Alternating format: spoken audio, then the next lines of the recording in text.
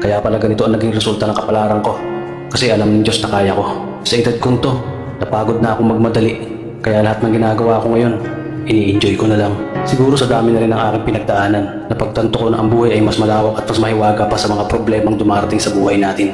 Tumatanda na tayo, baka sa kakahabol natin sa masagana at maayos na buhay, ay hindi na natin na-enjoy ang buhay. Baka nabubuhay na lang tayo dahil nape-pressure tayo sa sasabihin ng ibang tao. Marami na rin akong mga naging maling desisyon sa buhay, pero lahat yun nagsilbing aral sa akin at natuto ko sa mga pagkakamali ko. May mga taong sobrang nating mamahalin at bibigyan ng halaga, pero ibabalik lang sa atin ay kabiguan at matinding trauma.